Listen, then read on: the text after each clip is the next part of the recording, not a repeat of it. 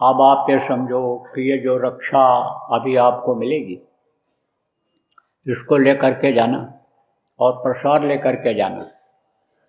तो कुछ लोग तो यहाँ आए हैं रक्षा लेने के लिए ही, राखी लेने के लिए ही और प्रसाद लेने के लिए, सुन करके अभी वो तुरंत रवाना होंगे, क्योंकि आसपास में जहाँ भी पूजन का कार्यक्रम हो रहा है वो उनको लोगों ने भेजा होगा, जिम्मेदारों ने, व जिम्मेदार वो खुद आए होंगे, लेकर जाएंगे और वहाँ पर उसमें मिलाएंगे जो प्रसाद होगा और फिर वो बांटेंगे। और ये जो रक्षा सूत्र है इसको लेकर जाएंगे, उसे मिला देंगे। अब जब वो मिला देंगे तो वो भी एक तरह से प्रसाद रूप में ही हो जाएगा, प्रसाद की तरह से ही हो जाएगा, और फिर उसको लोगों को बांट देंगे। और यहाँ पर जो आप लोग हो, आप तो यहाँ बांधना रहेगा। तो देखो, अपने आप तो बांध नहीं पाओगे, आपके साथ कोई आया है पुरुष को बांध दे, और समझो और औरत को बांध दे, बच्चियाँ औरत को बांध दें, माताओं को बांध दें, माताएं बच्चियों को बांध दें, छोटे बच्चों को बांध दें। तो ये यहाँ आप बांध लोगे और ऐसे वहाँ भी बांधा जाएगा। वहाँ जहाँ जहाँ कार्यक्रम होंगे, जहाँ जहाँ पूजन होगा, जहाँ जहाँ रक्षा सूत्र बांटा जाएगा, वहाँ भी इसी तरह से होगा। जब वहाँ बटेगा तब समझो वो पुरुष को बांध देंगे, और समझो इस औरत को बांध देगी, बच्चियाँ बांध देंगी, इसी तरह से बनेगा। अब आप ये समझो कि ये सूत्र जो बटेगा ये सबको नहीं दिया जाएगा, ये भी जान लो आप। नामदानियों को तो दे देना रहेगा, लेकिन जो गैर नामदानी हैं और मांस मछली खाते हैं और कार्यक्रम में आते भी हैं, तो उनको नहीं बनाना रहेगा, न देना रहेगा। वो अगर संकल्प बना लेते हैं, अगर वो संकल्प बना लेते हैं कि हम आज से छोड़ दे रहे हैं, तो उनको भी बांध देना। कोई सत्संगी उनको बांध देगा, सत्संगी उनको बांध देगा, उनको देना नहीं है। और अगर वो लेकर भी जाएंगे किसी को बांधेंगे, तो समझो गारंटी नहीं है कि उनको बराबर दया मिलेगी ही मिलेगी, उनके रक्षा की गारंटी नहीं रहेगी। लेकिन अगर संकल्प बना लेगा, मांस मछली छोड़ने का संकल्प बना लेगा और रक्षा बन जाएगा, तो गुरु महाराज की दया से मुसीबत में उसकी रक्षा अनिसमझो की होगी।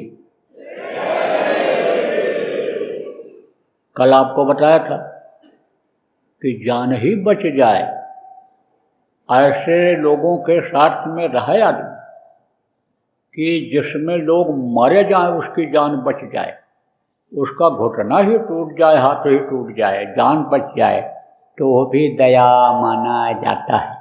क्योंकि ये फिर मनुष्य शरीर जल्दी मिलता नहीं है और इसी में भजन भाव भक्ति सेवा सब हो पाती है। इसलिए समझो कि रक्षा ही हो जाए, उसमें जान ही बच जाए। जहाँ लोगों की जान जा रही है तो वो भी एक रक्षा ही होती है। तो कुछ न कुछ रक्षा का तरीका निकल आएगा और जान बचेगा। लेकिन कब? जो रक्षा वो बनवाएगा उसको जब याद करता रहेगा, किसने रक्षा भेजा है, कैसे ये रक्षा भेजी गई है, इस रक्षा में ताकत कैसे आई है, उस जय गुरुदेव नाम को, जिस जय गुरुदेव नाम को बोल करके जो बाबा जय गुरुदेव जी महाराज कहे जाते थे, उनके दया दुआ लेकर के वो जो रक्षा भेजी जा रही है यहाँ से, उनको जब याद रखेगा, उनको जब भूलेगा नहीं, ये भी आपको बता रहे हैं। समझ लो ठीक से आप। रक्षा कहाँ बांधी जाती है, रक्षा सूत्र कहाँ बांधा जाएगा? अभी पूछा जाए तो बहुत से लोग कहोगे हाथ में, तो हाथ तो यहाँ भी है, कोहनी के नीचे ये सब हाथ कहलाता है। हाथ तो यहाँ भी है, ये भी है, और हाथ में उंगली भी है। रक्षा कहाँ बांधा जाएगा? रक्षा सूत्र कहाँ बांधा जाएगा? कलाई में। कोई भी काम करते हैं तो दाहिना हाथ से ज़्यादातर काम करते हैं, शुभ काम ज़्यादातर दाहिने हाथ से करते हैं। तो दाहिना हाथ जब उठता है, कोई काम करता है, तो नज़र कहाँ पड़ती है? जो काम किया जाता है उस चीज़ पर पड़ती है, और जिससे किया जाता है उस पर पड़ती है। मिट्टी खोदना है तो मिट्टी पर नज़र पड़ेगी, और फावड़े से खोदा जाएगा तो फावड़े पर नज़र पड़ेगी। अब फावड़े का अगर कोई एक नट ढीला है तो वो भी, उस पर भी नज़र पड़ जाती है, क्योंकि वो उससे कसा हुआ है।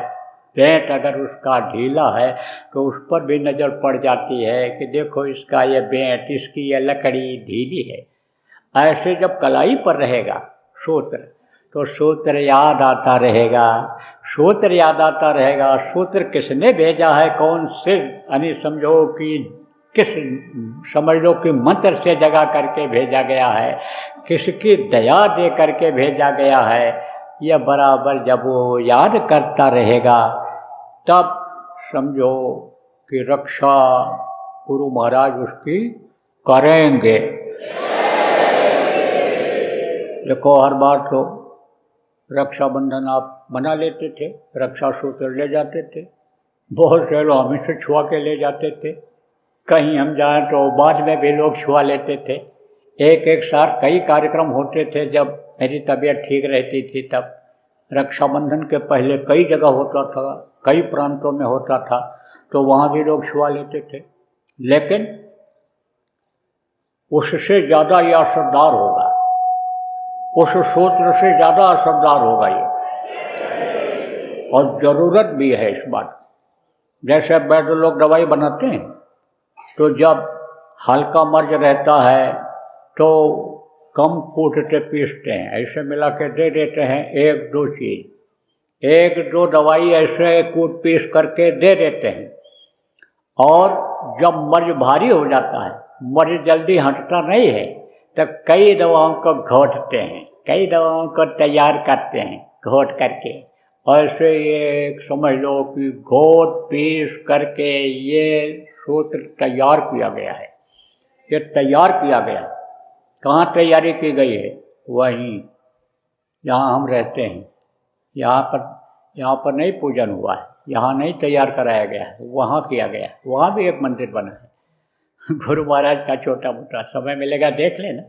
यहाँ तो सब खुली किताब है, कोई कहीं भी आवे जाए घूमे, कोई यहाँ पढ़ना है कुछ नहीं।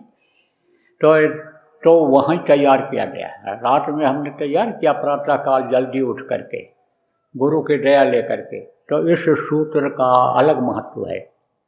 अब ये पहुँच जाए लोगों तक, नामदानियों के पास तक पहुँच जाए, ये आप प्रेमियों की, आप सत्संगियों की ये जिम्मेदारी है। आप तो नए लोग आएंगे, पूजन का कार्यक्रम जगह जगह रखो।